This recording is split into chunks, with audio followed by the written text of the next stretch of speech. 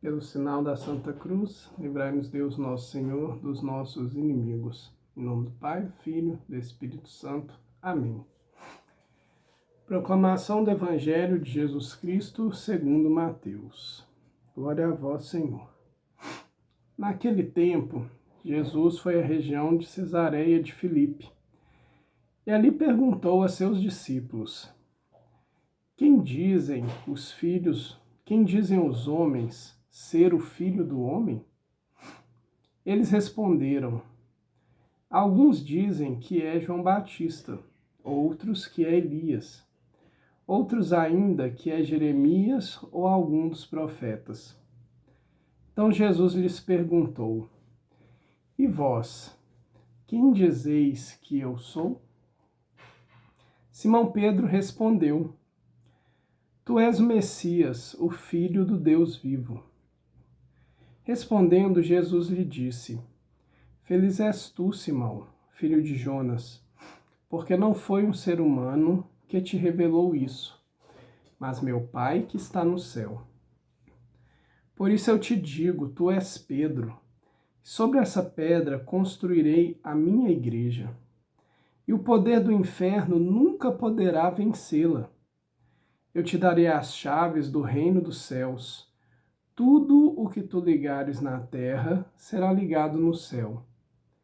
Tudo o que tu desligares na terra será desligado nos céus.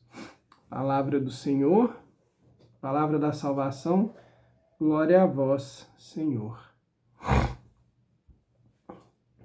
Querido e querida de Deus, paz e bem, uma santa e abençoada quaresma.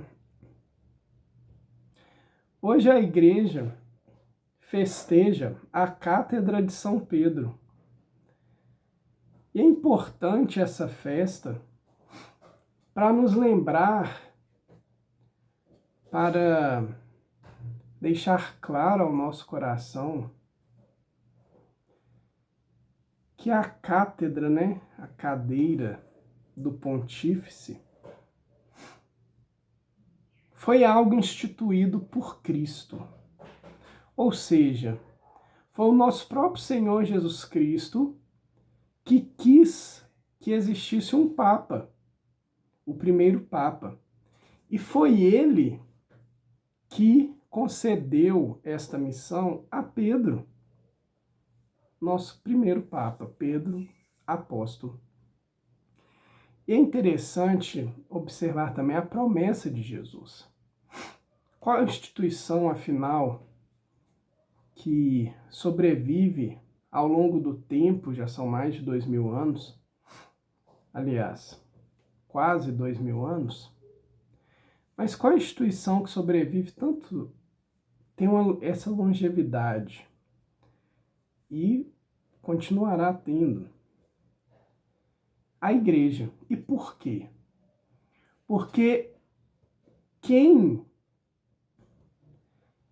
cuida da igreja e das coisas da igreja e do povo de Deus é nosso próprio Senhor Jesus Cristo. É Ele que nos orienta, é o Espírito Santo que até hoje e continuará assim até a volta de Jesus, é Ele que direciona, é Ele que conduz o seu povo. E é importante nós termos esta consciência, porque Jesus diz o seguinte para Pedro, mas percebam que esta fala, ela se repete ao longo de toda a história. Porque não foi para Pedro, e sim para o Papa. E a nossa fé nos diz, e a tradição, que a escolha do Papa, muito mais do que ser realizada por um conclave, ou seja, por seres humanos, ela é realizada de forma totalmente inspirada pelo Espírito Santo. Então Jesus é quem colocou Pedro como primeiro Papa e é quem continua conduzindo e colocando alguém para assumir essa sua missão, a missão de conduzir o povo, a missão de ser o Papa. E não há outro que tem poder para tal. Então é o próprio Cristo, o próprio Deus em sua trindade, que entrega essa missão, hoje dada a Francisco. Ele fala assim: eu te darei as chaves do reino dos céus. Tudo que tu ligares na terra será ligado nos céus. Tudo que tu desligares na terra será desligado nos céus. É muito importante nós cristãos entendermos essa fala de Jesus. Todas as decisões, documentos que são realizados pela igreja têm efeito de ligar ou desligar no céu. A gente tem mesmo que rezar pela igreja, rezar pelo Santo Padre Papa, pedindo a Deus que continue conduzindo e iluminando para que ele seja um verdadeiro instrumento do próprio Senhor e Salvador.